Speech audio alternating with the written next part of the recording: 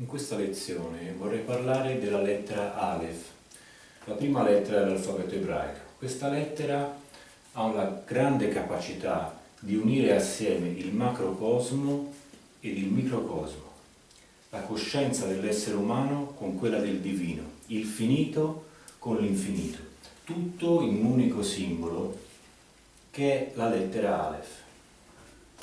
Iniziamo dal microcosmo, dall'essere umano, un essere finito. In ebraico Adam, essere umano, si scrive in questo modo. Notiamo subito che la prima lettera, l'ebraico si legge da destra verso sinistra, che compone la parola Adam, essere umano, è una lettera Aleph.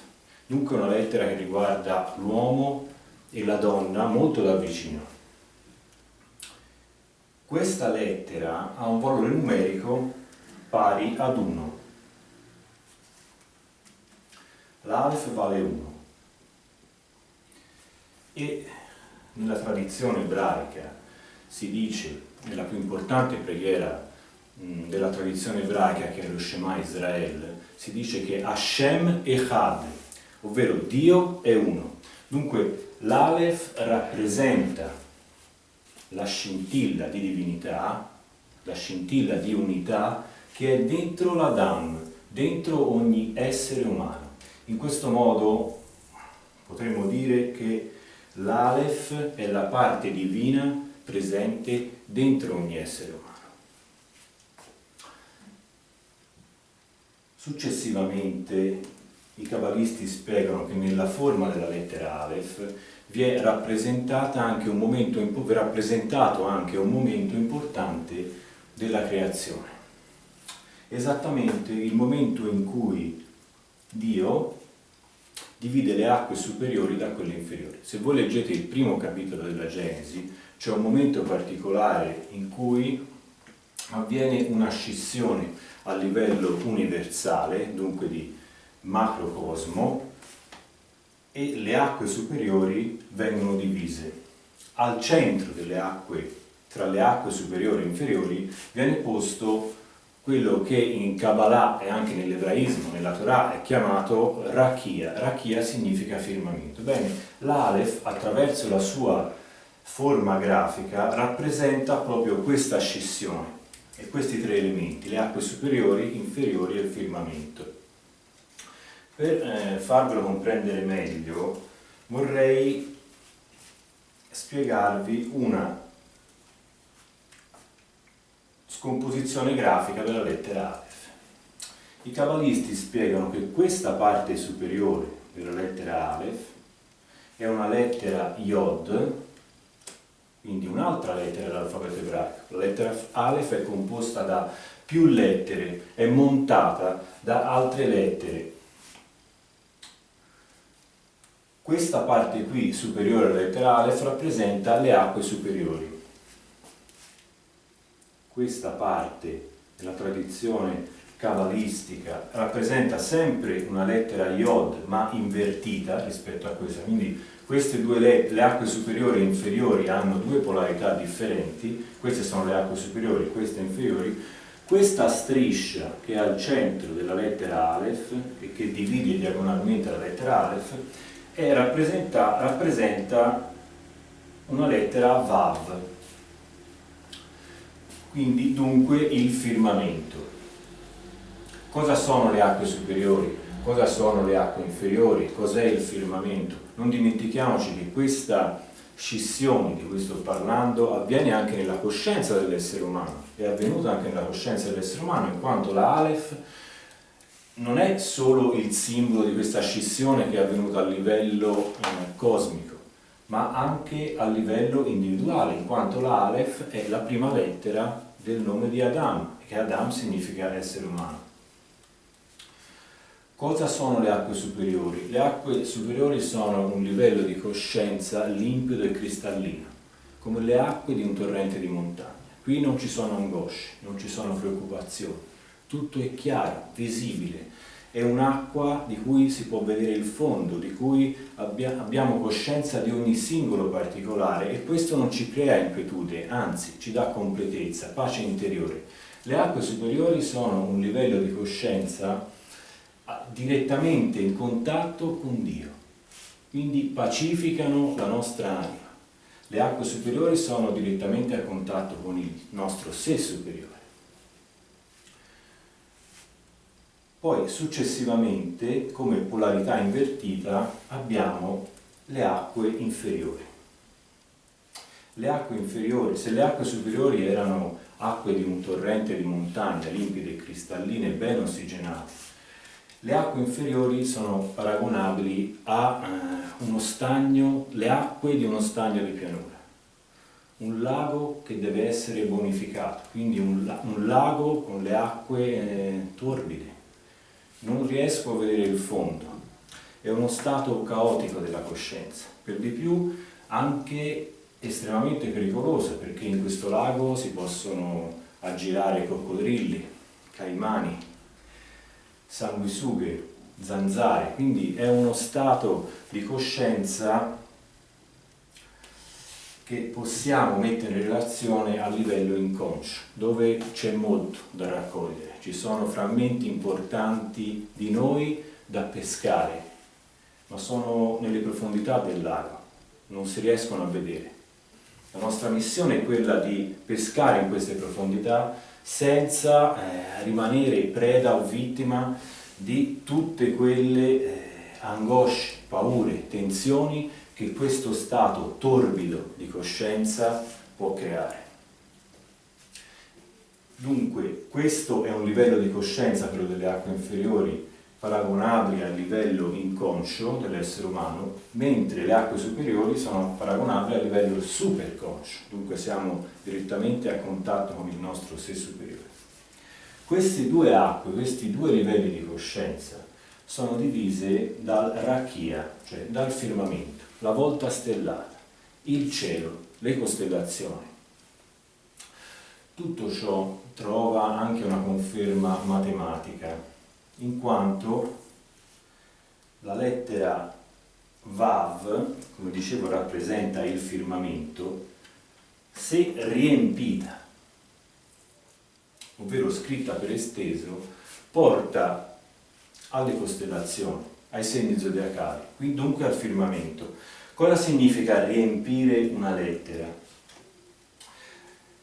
O scrivere per esteso una lettera ebraica? Vi faccio un esempio dall'italiano. Se io ho la lettera Z, questo è un modo di scrivere la lettera Z. Scrivo il simbolo della lettera. Ma poi questa lettera può essere scritta anche in un altro modo, ovvero per esteso. Z. Ecco. Questo è il simbolo della lettera, mentre questo viene chiamato riempimento della lettera, ovvero la lettera scritta per esteso. In ebraico funziona esattamente nello stesso modo. Ovviamente questo riempimento, questa scrittura per esteso viene fatta attraverso le lettere ebraiche, e la lettera Vav in ebraico, che vi ricordo è il firmamento che divide le acque superiori da quelle inferiori, se io la scrivo per esteso la scrivo con due Vav, V, Vav. Ora, queste due lettere hanno un valore numerico pari a 12, perché una singola Vav vale 6, quindi due Vav sono 6 più 6 e dunque 12. 12 è il numero dei segni zodiacali. Dunque i segni zodiacali sono in riferimento alla volta stellata, dunque al firmamento. Vedete, anche da un punto di vista matematico, il rakia, il firmamento, viene confermato che è rappresentato dalla lettera Vav nel suo riempimento. Cos'è il firmamento da un punto di vista della coscienza dell'essere umano? Visto che abbiamo detto che le acque superiori sono il superconscio, le acque inferiori sono il livello inconscio, il firmamento, i 12 segni zodiacali, rappresenta il livello cosciente dell'essere umano. con tutte le sue sfaccettature, con tutti i suoi tratti caratteriali, così come i segni dello zodiaco rappresentano ogni sfaccettatura e ogni tratto caratteriale dell'essere umano. Dunque il nostro attuale livello di coscienza ci separa e ci unisce dal nostro sé superiore, ma anche dal livello di coscienza inferiore, ovvero quello inconscio. Anzi, diciamo che fa da tramite. Quello che vorrei farvi notare è che queste lettere che ho posto qui, che rappresentano la scomposizione grafica della lettera Aleph, vi ricordo è questa, questi due elementi in Kabbalah sono equivalenti, sono paralleli, perché queste lettere sono la scomposizione di questa lettera. Questa lettera abbiamo detto che aveva un valore numerico pari a 1, ma siccome è composta da altre lettere, queste lettere hanno valori numerici differenti. La scomposizione della lettera Aleph avrà un valore numerico differente. Analizziamola se è scomposta in questo particolare modo. La Yod vale 10, quest'altra Yod vale 10, e qui abbiamo detto abbiamo 6 e 6, quindi 12. 12 più 10, 22, più 10, 32. La scomposizione, questa particolare scomposizione alla lettera Aleph, ha un valore numerico pari a 32. 32 è un elemento molto importante, un numero molto importante in Kabbalah, in quanto rappresenta la parola Lev. La Lamed vale 30, la Bet vale 2, valore numerico 32. Lev in ebraico significa cuore. Questa è una cosa molto interessante perché già in Sefer Yetzirah, che è il testo più importante di Kabbalah, mette proprio la lettera Aleph in relazione al torace, dove appunto c'è il cuore. Ma questa particolare scomposizione della lettera Aleph ci rimanda al cuore. E non dimentichiamo cosa abbiamo detto all'inizio. L'Aleph è la scintilla di divinità presente nell'essere umano, dunque l'anima. Dunque qui si mette in relazione, attraverso questa scomposizione, il cuore con l'anima. Potremmo dire che da questo punto di vista la Kabbalah conferma numericamente ciò che molte tradizioni dicono, ovvero che la presenza divina nell'essere umano è nel cuore. Ma questo ci dà un insegnamento ancora più importante, perché il cuore, come sapete, è un muscolo involontario. Se io volessi fermare il mio cuore con il semplice pensiero, così come fermo il movimento della mia mano, dico adesso fermati, la mano si ferma, il cuore non si ferma. Il cuore è un muscolo involontario, che io lo voglia o meno continua a mandarmi avanti. È un motore indipendente dalla mia volontà. Il cuore è un muscolo involontario. E anche Dio fa la stessa cosa in Kabbalah. In Kabbalah si spiega che Dio crea continuamente, insistentemente, dal nulla la realtà manifesta.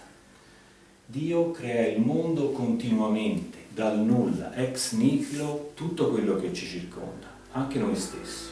Dunque in questa visione Dio è in parallelo al cuore dell'essere umano, perché tutti e due fanno lo stesso lavoro, che noi lo vogliamo o meno. Se io in questo momento volessi dire fermati cuore, il cuore non si ferma, il cuore continua. La stessa cosa fa Dio, che io lo consideri o meno, che io creda o meno in Dio, Lui continua a ricreare incessantemente la realtà. E lo stesso fa il cuore.